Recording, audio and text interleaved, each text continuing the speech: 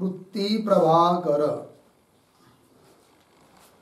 प्रभाकर ग्रंथ में page number 56 और 56 पेज के ऊपर नीचे से 4 नंबर की पंक्ति है, अंतिम में आया है।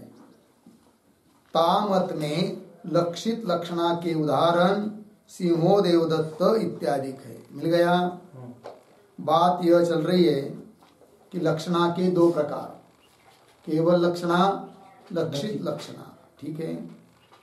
केवल लक्षणा का निरूपण होने के बाद लक्षित लक्षणा का उदाहरण दिया था द्विरेफो रवति। ठीक है ना।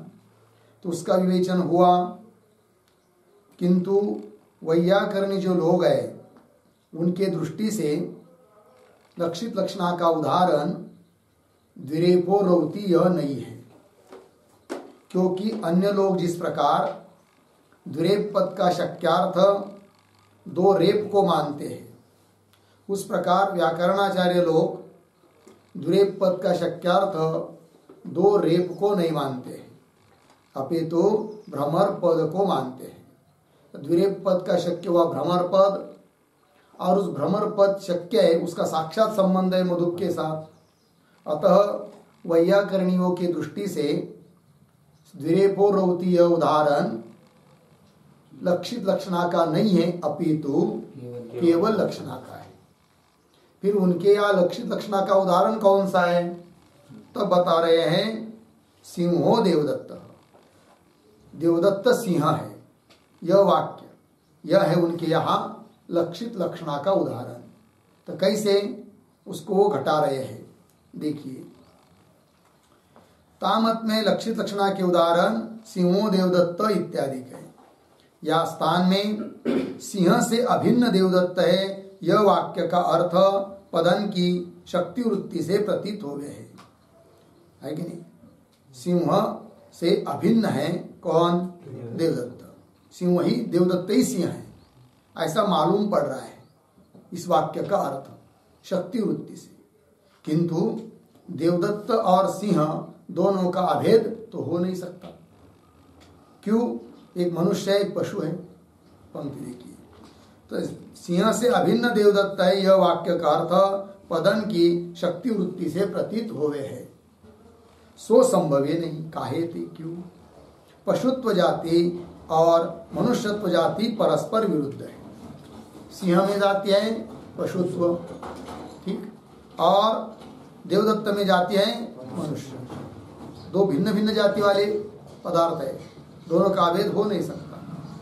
पशुत्व जाति और मनुष्यत्व जाति परस्पर विरुद्ध है, एक में संभव नहीं।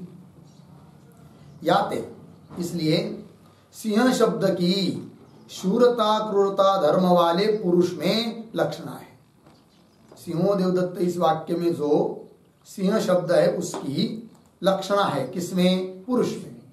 कैसे पुरुष में, कि जिस पुरुष में शूरता क्रूरता धर्म है, क्योंकि शूरता क्रूरता धर्म सिंह में है, और उसी प्रकार के धर्म जिस देवदत्तादि व्यक्ति में है वह पुरुष सिंह शब्द का क्या है, लक्षित है। सिंह शब्द की लक्षणा उस पुरुष में है, वही कह रहे। याते सिंह शब्द की शूरता क्रूरता धर्म वाले पुरुष में लक्षणा है। ता पुरुष ते, सिंह शक्य का साक्षात संबंध नहीं होने ते केवल लक्षणा तो है नहीं।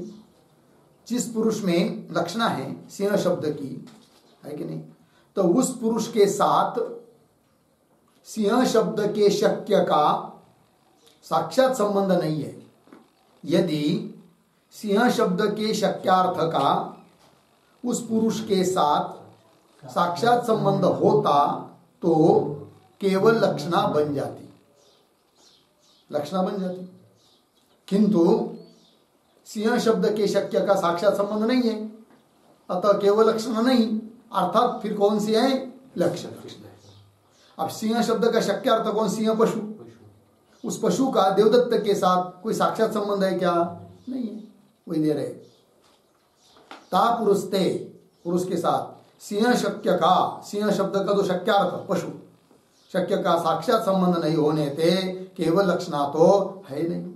किंतु शूरतादिकनते सिंह शब्द के शक्य का आधेयता संबंध है, बराबर। किंतु शूरतादिकनते सिंह शब्द के शक्य का, सिंह शब्द का शक्य कौन? सिंह। उस सिंह का है कि नहीं, शूरतादिकन में संबंध है कौन सा? आधेयता। ठीक है, देखो भाई। किंतु शूरतादिकनते सिंह शब्द के शक्य का आधेयता संबंध है। शूरतादिकों के साथ, शूरतादि जो गुण, उन गुणों के साथ सिंह शब्द के शक्यार्थ का संबंध है कौन सा? आधेयता। क्योंकि सिंह हुआ अधिकरण और उसमें रह रहे हैं कौन? उसमें रहने वाली शूरतादि गुण। जैसे घट भूतल पर रखा है तो अधिकरण हुआ भूतल, आधेय हुआ घट। तो भूतल का घट के साथ आधेयता संबंध है। उस प्रकार सिंह शब्द में, सिंह शब्द का शक्यार्थ तो सिंह पशु, उसका शूरतादिकन में संबंध है कौन सा? आधेयता। किंतु शूरतादिकन्ते सिंह शब्द के शक्य का आधेयता संबंध है, और शक्य संबंधी शूरतादिकन का पुरुष में आश्रयता संबंध है। सिंह शब्द का शक्य सिंह पशु है कि नहीं, शक्य हुआ। उस शक्य के संबंधी शूरतादि, क्योंकि शूरतादिकों के साथ सिंह का क्या है? आधेयता संबंध है। और उस शूरतादिक का उस पुरुष में संबंध है आश्रयता, क्योंकि सिंह में जैसी शूरतादिक है उसी प्रकार की शूरतादिक पुरुष में, और उस पुरुष में रहने वाली शूरतादिक गुणों का आश्रय है कौन? पुरुष। ठीक है, देखो भाई। और शक्य संबंधी शूरतादिकन का पुरुष में आश्रयता संबंध है, परंतु सिंह की शूरता और पुरुष की शूरता का अभेद माने तब तो सिंह की शूरता का देवदत्त में अधिकरणता संबंध है। कब?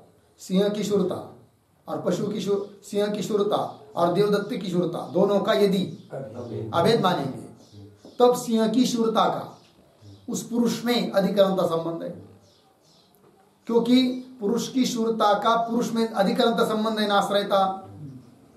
और उस पुरुष में जो शूरतादिक है उनसे अभिन्न मानेंगे सिंह की शूरता को, अर्थात सिंह की शूरता का संबंध बन गया पुरुष के साथ अधिकरणता संबंध। ठीक है, उसी को आश्रयता कहेंगे। चलिए, शक्य संबंधी शूरतादिकन का पुरुष में आश्रयता संबंध है, परंतु सिंह की शूरता और पुरुष की शूरता का अभेद माने तब तो सिंह की शूरता का देवदत्त में संबंध है कौन सा? अधिकरणता संबंध। और दोनों शूरता का परस्पर भेद माने, दोनों शूरता मतलब सिंह की शूरता और पुरुष की शूरता दोनों कैसी मानेंगे? भिन्न भिन्न मानेंगे। तब क्या होगा? दोनों शूरता का परस्पर भेद माने तो सिंह की शूरता का पुरुष में स्वजातीय शूरताधिकरणता संबंध है। दो संबंध हुए भाई। पहला अधिकरणता, जिसका एक दूसरा और नाम है आश्रयता। आश्रयता अधिकरणता एक ही बात है, ठीक है ना। अब शूरताधिकरण का पुरुष में, सिंह की शूरता का पुरुष में अधिकरणता या आश्रयता संबंध है। कब? जब दोनों की शूरता का अभेद मानते तब, बराबर। और सिंह की शूरता अलग चीज है, देवदत्त की शूरता अलग चीज है। ऐसी स्थिति में सिंह की शूरता का पुरुष में कौन सा संबंध होगा? तो वो दे रहे स्वजातीय शूरताधिकरणता। स्व सिंह की शूरता, स्व सिंह की शूरता, उसकी सजातीय, उसकी समान जाति वाली शूरता पुरुष की शूरता, और उस पुरुष की शूरता का अधिकरणता संबंध है किसमें? देवदत्त में। पुरुष की जो शूरता है उसका पुरुष में अधिकरणता संबंध है ना। अतः सिंह की शूरता का पुरुष में संबंध बन गया कौन सा? स्वसजातीय शूरताधिकरणता। मिल गया। चलिए, तो सिंह की शूरता का पुरुष में, बराबर ना, सिंह की शूरता का पुरुष में स्वजातीय शूरताधिकरणता संबंध है।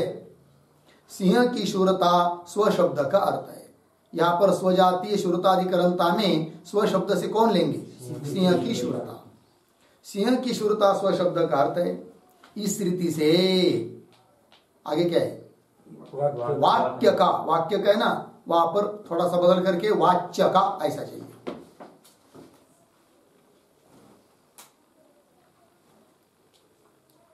इस रीति से वाच्य का परंपरा संबंध होने ते, होने तो है ना, तो होने ते, तो वाच्य का परंपरा संबंध हुआ कि नहीं? सिंह शब्द का वाच्य कौन? पशु। उसका शूरतादिकों के माध्यम से पुरुष के साथ क्या है? संबंध है। सिंह शब्द के शक्य जो सिंह, उसका पुरुष के साथ साक्षात संबंध नहीं है, परंपरा संबंध है। और शक्य का जहां परंपरा संबंध होता है वहां पर बोली जाती है क्या? लक्षित लक्षण। इस रीति से वाक्य का, वाच्य का परंपरा संबंध होने ते सिंह शब्द की शूरतादि गुण विशिष्ट में लक्षित लक्षणा है। शूरतादि गुण विशिष्ट में मतलब कोई किसमें? देवदत्त में।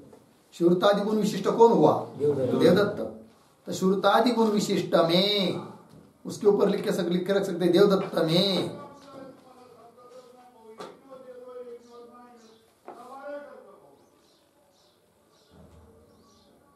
देखो भाई, सिंह शब्द की शूरतादि गुण विशिष्ट में लक्षित लक्षण है। भगवान दरवाजा ठीक है।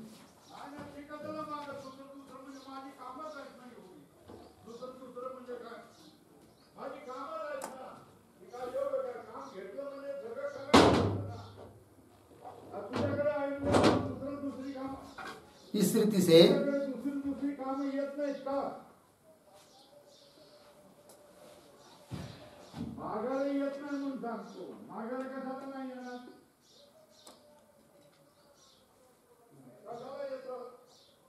इस रीति से वाच्य का परंपरा संबंध होने ते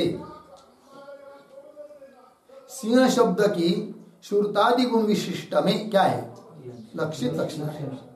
तो क्या इतना? शक्य के परंपरा संबंध को लक्षित लक्षणा कहे है। लक्षित लक्षणा किसको कहते हैं? शक्य के परंपरा संबंध को। ठीक है ना? शक्य के परंपरा संबंध को लक्षित लक्षणा कहे है। इतना लगा? यद्यपि लक्षित लक्षणा शब्द से उक्त अर्थ की सिद्धि क्लिष्ट है। लक्षित लक्षणा शब्द का यदि अर्थ करने का प्रयास करेंगे तो उक्त अर्थ मतलब अभी बताया हुआ अर्थ, कौन सा अर्थ? शक्य का परंपरा संबंध बताया। किस शब्द का अर्थ बताया? लक्षित लक्षण। लक्षित लक्षण शब्द का क्या अर्थ बताया? शक्य का परंपरा संबंध। किंतु इस प्रकार का अर्थ लक्षित लक्षण शब्द का होना बहुत मुश्किल है, कठिन है। बोलेंगे कैसे? स्पष्टीकरण करो, तब बता रहे आगे। यद्यपि लक्षित लक्षणा शब्द से उक्त अर्थ की सिद्धि क्लिष्ट है, कठिन है। काहे ते कैसे? देखो भाई, लक्षित लक्षणा शब्द की रूढ़ी तो शक्य के परंपरा संबंध से कोशादिकन में कहीं नहीं है कि नहीं? कोश आदियों में, कोश आदि ग्रंथों में ऐसा तो बताया नहीं है क्या कि लक्षित लक्षणा शब्द का अर्थ शक्य से परंपरा संबंध होता है, ऐसा बताया नहीं है। ठीक है? पंक्ति देखिए, लक्षित लक्षणा शब्द की रूढ़ी। रूढ़ी मतलब क्या? क्या है? रीति। रूढ़ी मतलब बोलते हैं ना, इस शब्द का यह अर्थ रूढ़ है। रूढ़ है मतलब लोग प्रसिद्ध है, प्रचलित है कि नहीं? ऐसा प्रचलन है नहीं, वहां पर प्रथा है नहीं कि इसका अर्थ यह है करके। ऐसा लोग में भी होता है, कोश में बताया है, ऐसी रूढ़ी तो है नहीं। लक्षित लक्षणा शब्द की रूढ़ी तो शक्य के परंपरा संबंध से कोशाधिक में कहीं नहीं बताया नहीं है। और योग वृत्ति से आगे क्या है? लक्षण है ना, वहां पर लिखना है लक्षित लक्षण, लक्षित शब्द डालना है।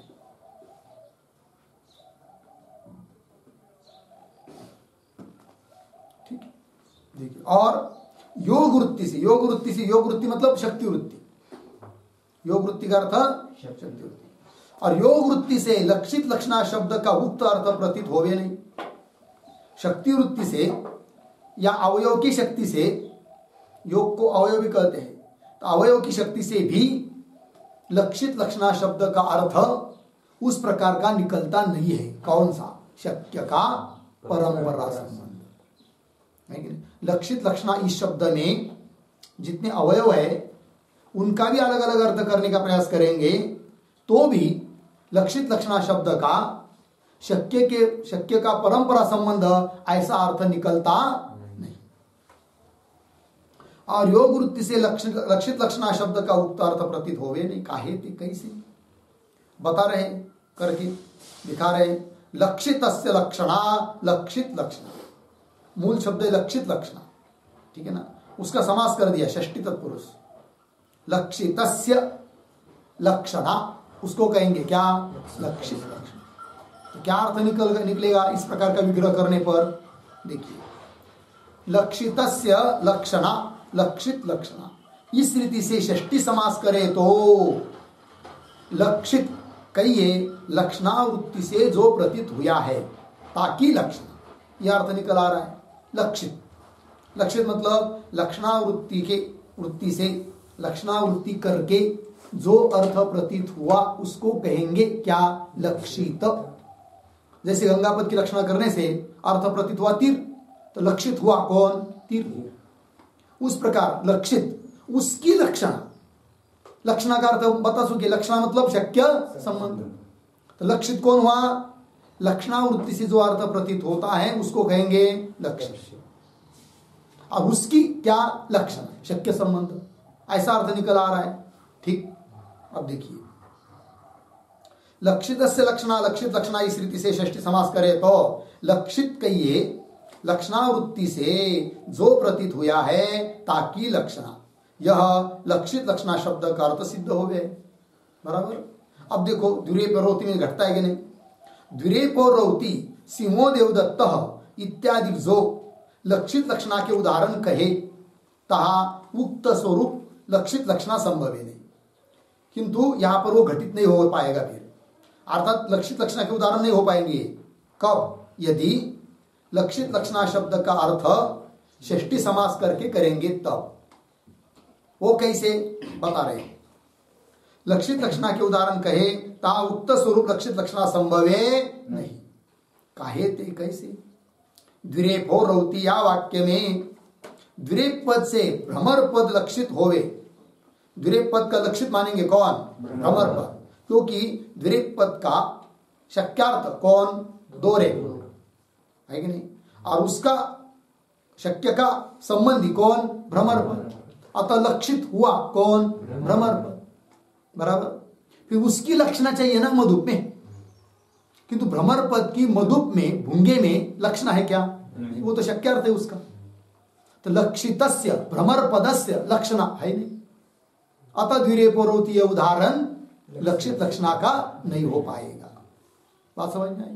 पंक्ति देखिए, द्विरेपोरोति या वाक्य में द्विरेप पद से भ्रमर पद लक्षित होवे तो होवे, और ताकि, ताकि भ्रमर पद की मधुप में, मधुप मतलब भुंगे में लक्षणा होवे, लक्षणा यदि होगी तो उक्त अर्थ का संभव होवे, तो ऊपर का अर्थ संभव हो जाएगा। लक्षितस्य लक्षणा, लक्षित लक्षणा है कि उक्त अर्थ का संभव होवे। सो दोनों वार्ता है नहीं। दोनों वार्ता है नहीं मतलब कौन दोनों वार्ता? लक्षित कौन लिया आपने? भ्रमर पद। तो पहली बात, भ्रमर पद लक्षित है ये सिद्ध नहीं हो सकता। बोलेंगे क्यों? शक्ति के संबंधी है। बोलेंगे नहीं, कैसे बताएंगे? अच्छा, किसी तरह से मान भी लेंगे भ्रमर पद लक्षित है, तो उसकी भी कहा लक्षण है आगे? नहीं है ना। अतः लक्षित पद का भी अर्थ घटित नहीं हो रहा है। और लक्षणा शब्द का अर्थ भी घटित नहीं हो रहा है।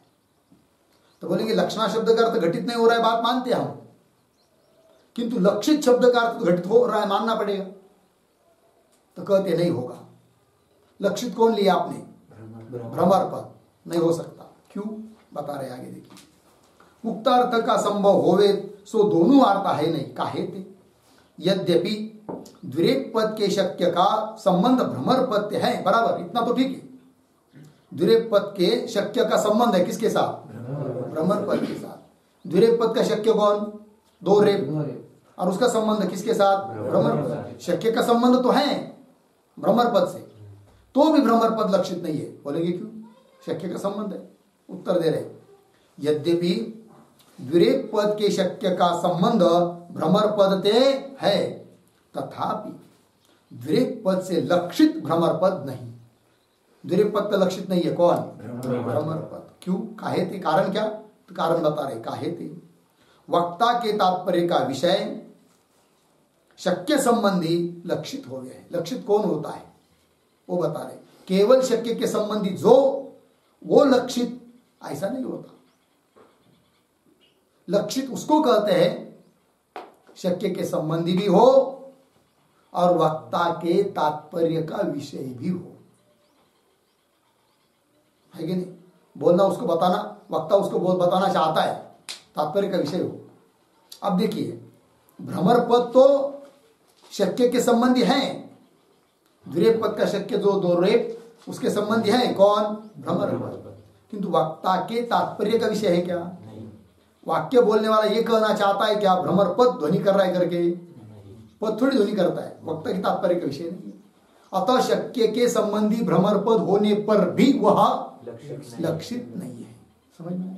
देखिए, वक्ता के तात्पर्य का विषय अर्धविराम शक्य संबंधी लक्षित होवे है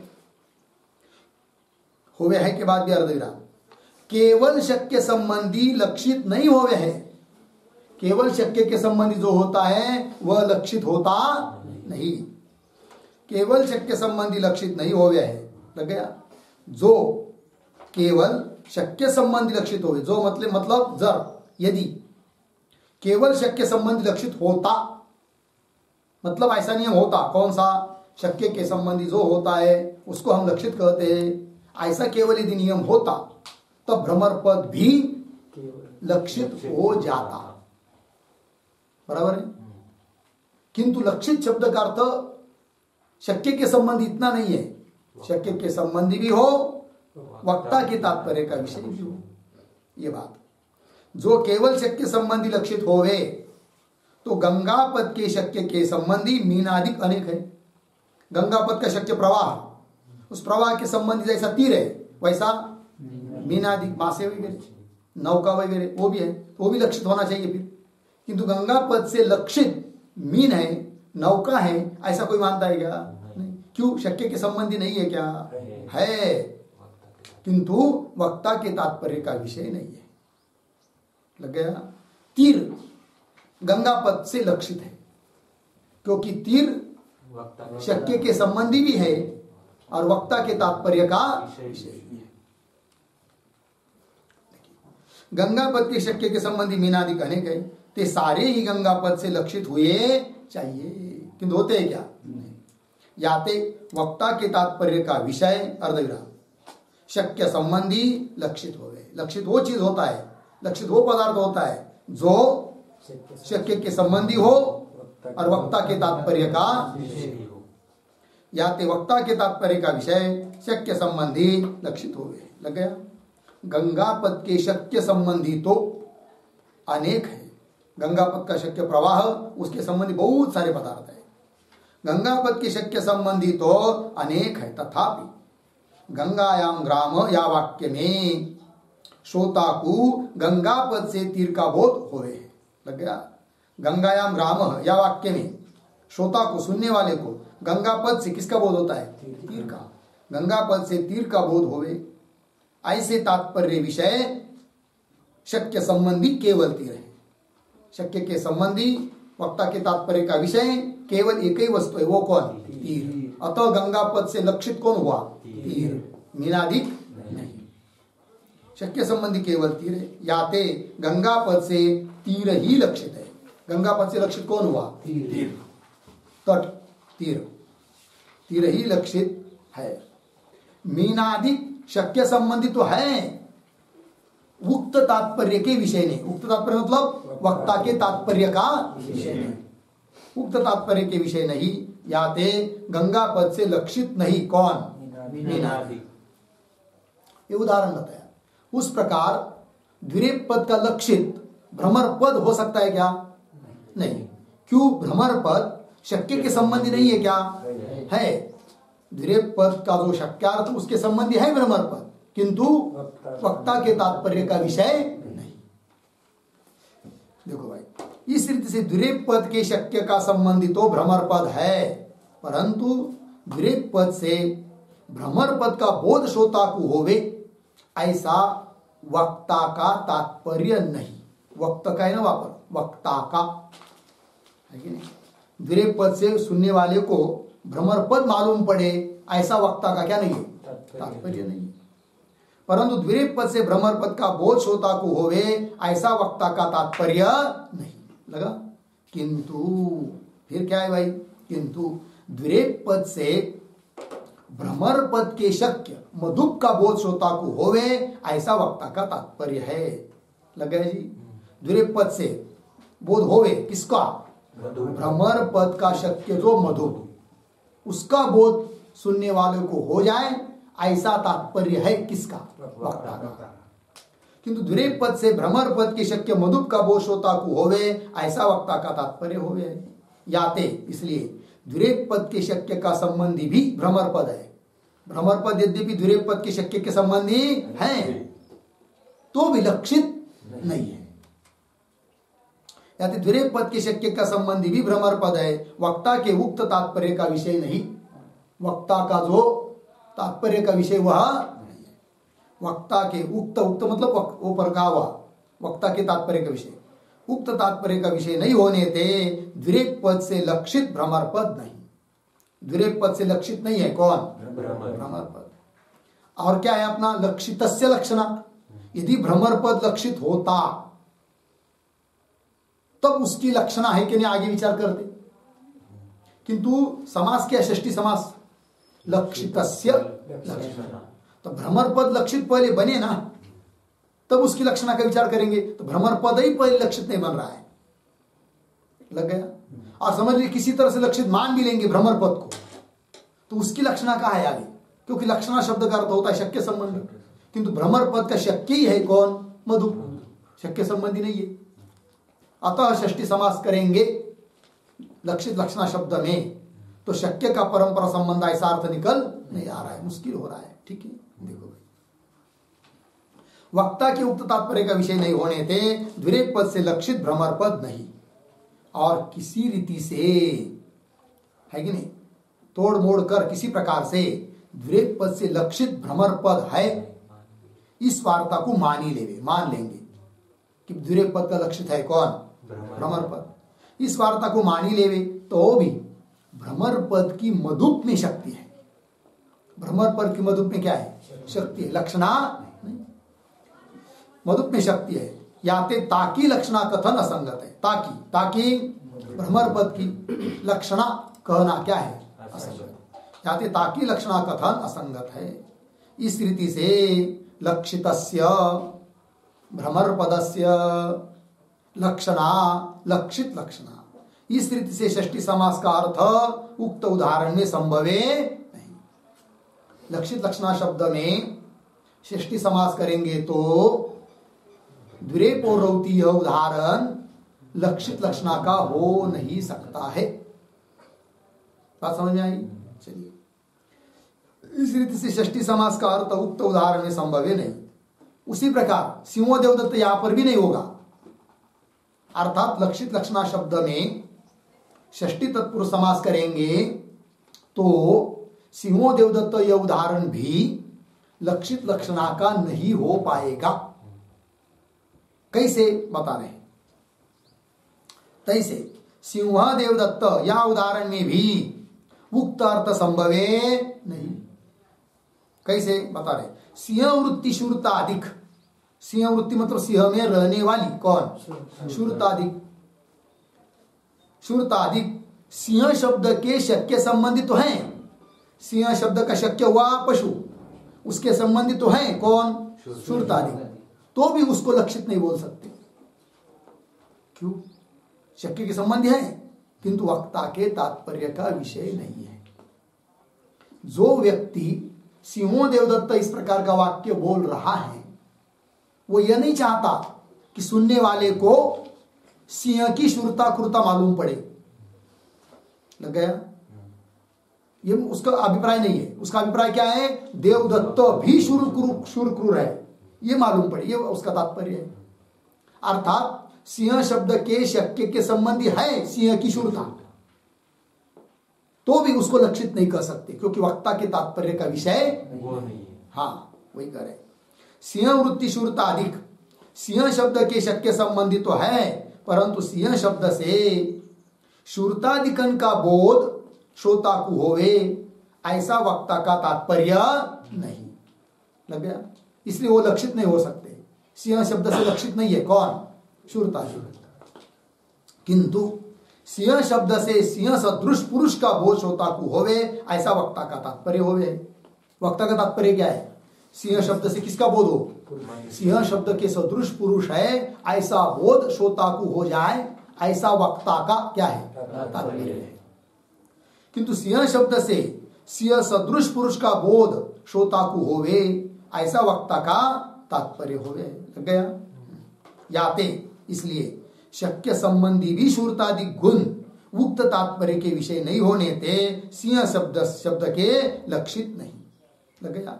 इसलिए सिंह में रहने वाली शूरतादिक सिंह शब्द के शक्य के संबंधी तो हैं किंतु वक्ता के तात्पर्य के विषय न होने के कारण सिंह शब्द से लक्षित नहीं है कौन? शूरतादिक, सिंह की शूरता। याते शक्य संबंधी भी शूरतादि गुण उक्त तात्पर्य के विषय नहीं होने थे सिंह शब्द के लक्षित नहीं। लग गया?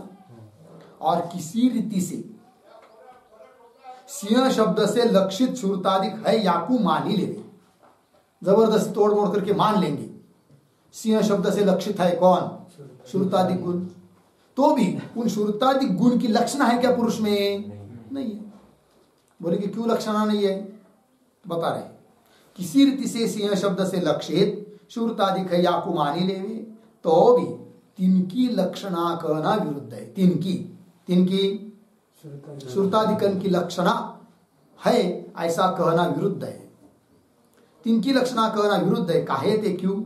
शक्ति और लक्षणा वर्णात्मक शब्द की हो गए, शूरतादि गुण शब्द रूप नहीं। या ते तिनकी शक्ति व लक्षणा संभव ही नहीं। देखो भाई, समझ लीजिए किसी तरह से सिंह शब्द से लक्षित मान लेंगे किसको? शूरता क्रूरता, सिंह की शूरता क्रूरता, किंतु उनकी लक्षणा पुरुष में नहीं है क्योंकि शूरता क्रूरता ये गुण है, गुण की लक्षणा नहीं होती है। लक्षणा किंवा शक्ति शब्द की होती है। वर्णात्मक शब्द की शक्ति वृत्ति है। देवदत्त यदेदत्त घट पट ये शब्द है ना, उसका शक्यार्थामुख है लक्ष्यार्थामुख ये बोल सकते हैं। शब्द की होती वर्णात्मक शब्द, वो भी वर्णात्मक शब्द, ध्वनि रूप शब्द नहीं। तो वर्णात्मक शब्द की शक्ति वृत्ति या लक्षणा वृत्ति होती है। शूरतादि गुण है वो तो शब्द नहीं है, अतः उनकी लक्षणा देवदत्त में मान नहीं सकते। लग गया? देखो भाई, शक्ति और लक्षणा वर्णात्मक शब्द की हो गए, मिला। शूरतादिक गुण शब्द रूप नहीं, वो तो गुण है ना, शब्द थोड़ी है वो। शूरतादि गुण शब्द रूप नहीं। याति तिनकी शूरता क्रूरतादिकन की शक्ति व लक्षणा संभवे नहीं। इस रीति से लक्षितस्य, मिला ना। आगे क्या है? भ्रमर पदस्य लक्षणा लक्षित लक्षणा हो नहीं सकती। ठीक है ना? लक्षितस्य भ्रमर पदस्य लक्षणा लक्षित लक्षणा और लक्षितस्य शूरतादि गुण समुदायस्य लक्षणा लक्षित लक्षणा यह भी अर्थ हो नहीं सकता। और लक्षितस्य शूरतादि गुण समुदायस्य लक्षणा लक्षित लक्षणा इस प्रकार का अर्थ षष्ठी समास मानी के होवे। इस प्रकार का अर्थ कब होता है? षष्ठी तत्पुरुष समास मानेंगे तब षष्ठी समास मानी के होवे। या अर्थ में शक्य के परंपरा संबंध का लक्षित लक्षणा शब्द से बोध होवे नहीं। या अर्थ में शक्य के परंपरा संबंध का लक्षित लक्षणा शब्द से बोध होवे नहीं। या अर्थ में मतलब लक्षितस्य लक्षणा लक्षित लक्षणा, इस अर्थ में लक्षित लक्षणा शब्द से वो अर्थ नहीं निकल आता है शक्य का परंपरा संबंध। ठीक है ना? या अर्थ में शक्य के परंपरा संबंध का लक्षित लक्षणा शब्द से बोध होवे नहीं। लग गया? पूर्वोक्त दोनों उदाहरणों में शक्य का परंपरा संबंध तो मधुप और पुरुष में है, ये बात ठीक है कि नहीं? पुरुष क्या मधुप में शक्य का क्या है? परंपरा संबंध। द्विरेफ पद का शक्य दो र, उसका भ्रमर पद द्वारा परंपरा से संबंध है मधुप के साथ, है परंपरा संबंध है शक्य का, किंतु वह अर्थ लक्षित लक्षणा शब्द का षष्ठी समास करके निकल नहीं आ रहा है। लग गया? उसी प्रकार सिंह शब्द के शक्य का, सिंह पशु का परंपरा संबंध गुण के द्वारा पुरुष में है। शक्य का परंपरा संबंध है, किंतु वह अर्थ लक्षित लक्षणा शब्द में षष्ठी समास मानकर निकल आता नहीं। यह बात पूर्वोक्त दोनों उदाहरणों में शक्य का परंपरा संबंध तो मधुप और पुरुष में है, और पूर्वोक्त रीति से लक्षित लक्षणा शब्द का योग अर्थ संभव नहीं। योग अर्थ मतलब अवयव का अर्थ, लक्षितस्य लक्षित एक अवयव लक्षणा है कि नहीं? पूर्वोक्त रीति से लक्षित लक्षणा शब्द का योग अर्थ संभव नहीं। लगा इतना? तथापि या वक्षमान रीति से लक्षित लक्षणा शब्द का योग अर्थ षष्ठी समास मानी के शक्य का परंपरा संबंध ही संभव है। यहां तक ये बता दिया अभी तक कि हो नहीं सकता हो नहीं सकता हो नहीं सकता करके, किंतु अब कह रहे ग्रंथकार, तथापि से उत्तर दे रहे हैं, यद्यपि से पूरा पक्ष होगा। अब कह रहे हैं तो भी हम जो अभी प्रकार रीति पद्धत प्रक्रिया बताएंगे उसके अनुसार तो परम शक्य का परंपरा संबंध यही अर्थ निकल आएगा लक्षित लक्षणा शब्द का, वो भी षष्ठी समास मानकर। बात समझ में आ रही? अभी तक क्या किया? षष्ठी समास मानकर शक्य का परंपरा संबंध रूप लक्षित लक्षणा शब्द का अर्थ निकल नहीं आता, ये बताया। अब कह रहे आगे हम ऐसी प्रक्रिया बता रहे हैं कि लक्षित लक्षणा शब्द में षष्ठी समास करेंगे तो भी शक्य का परंपरा संबंध रूप अर्थ ही निकल आएगा, और ये उदाहरण लक्षित लक्षणा के हो जाएंगे। ऐसी प्रक्रिया बताएंगे, वही करे। तथापि या वक्षमान रीति से लक्षित लक्षणा शब्द का योग अर्थ मतलब अवयव का अर्थ षष्ठी समास मानी के शक्य का परंपरा संबंध ही संभव है। मिल गया? कैसे? अब बता रहे आगे। यद्यपि वक्ता के तात्पर्य का विषय शक्य संबंधी लक्षित शब्द का अर्थ है। लक्षित शब्द का अर्थ क्या? वक्ता के तात्पर्य का विषय हो, शक्य के संबंधी हो, ऐसा अर्थ होता है लक्षित शब्द का। बराबर है? क्या है लक्षित शब्द का अर्थ? शक्य के संबंधी हो, वक्ता के तात्पर्य का। यद्यपि वक्ता के तात्पर्य का विषय शक्य संबंधी लक्षित शब्द का अर्थ है, बराबर, तथापि भाग त्याग लक्षणा से वक्तृ तात्पर्य विषय इतना भाग त्यागी के यहां पर शक्य संबंधी लक्षित शब्द का अर्थ है। देखो भाई, लक्षित शब्द का अर्थ में क्या करेंगे? भाग त्याग लक्षणा। वक्ता का तात्पर्य विषय काटेंगे। हाँ, वक्ता के तात्पर्य का विषय इतना भाग छोड़ देंगे, फिर लक्षित शब्द का अर्थ कितना रहेगा? बचेगा शक्य संबंधी, बस।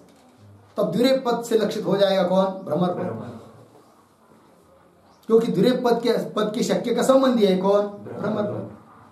वक्ता के तात्पर्य के विषय रहने की जरूरत नहीं, उसका त्याग कर दिया, बराबर। और सिंह शब्द किसे लक्षित हो जाएंगी कौन? श्रुतादि, सिंह की श्रुता, क्योंकि सिंह शब्द का शक्य हुआ कौन? पशु। और उसका संबंध है शूरतादिक के साथ, आधेयता संबंध है। लग गया कि नहीं? शक्य संबंध बन गया।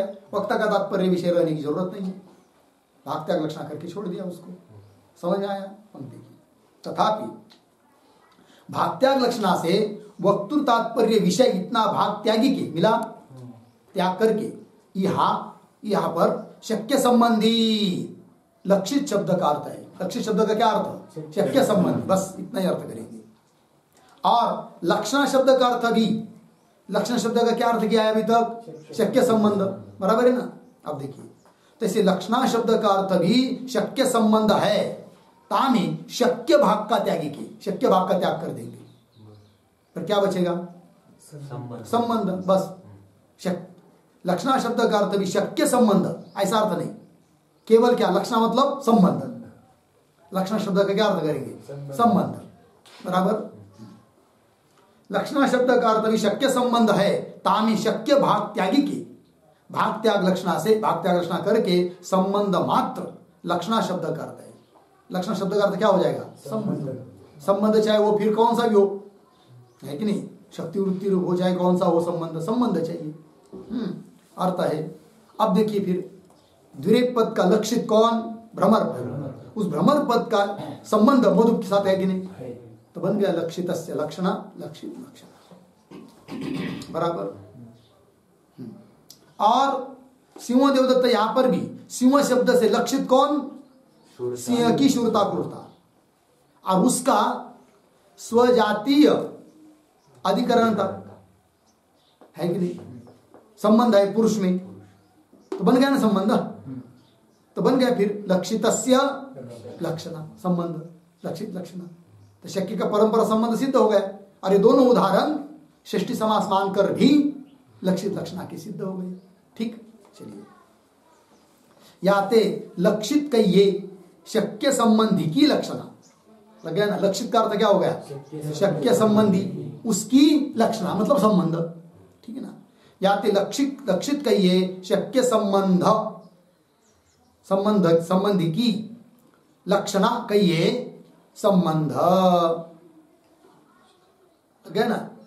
कहिए संबंध, लक्षित लक्षणा शब्द का अर्थ हो गया। इस रीति से शक्य संबंधी का संबंध अर्थ बन गया किसका? लक्षित लक्षणा शब्द का। लक्षित लक्षणा शब्द क्या अर्थ बन गया? शक्य संबंधी का संबंध, और है यहां पर दोनों जगह, है कि नहीं? इस रीति से शक्य संबंधी का संबंध लक्षित लक्षणा शब्द से योग वृत्ति से ही सिद्ध हो गए। योग वृत्ति है कि नहीं? जो शक्ति वृत्ति या अवयव की शक्ति है, लक्षित एक अवयव, लक्षण एक अवयव, योग वृत्ति से ही सिद्ध हो गए। लग गया इतना? अथवा, ये बात हो गई ना?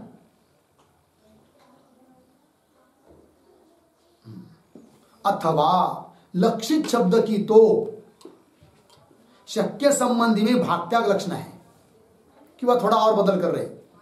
लक्षित शब्द की क्या करेंगे? लक्षणा करेंगे। लक्षित शब्द में भाग त्याग लक्षणा करेंगे, वक्ता का तात्पर्य को छोड़ देंगे, केवल क्या अर्थ लेंगे? शक्य संबंधी, ठीक है? अथवा लक्षित शब्द की तो शक्य संबंधी में भाग त्याग लक्षणा है, लग गया? और लक्षणा शब्द का शक्य संबंध ही अर्थ है। अब ये तो क्या किया ऊपर? दोनों शब्द में भाग त्याग लक्षणा करना पड़ी, लक्षित शब्द का अर्थ करते समय में भी और लक्षणा शब्द का अर्थ करते समय में भी। अब थोड़ा और विचार करेंगे सूक्ष्म।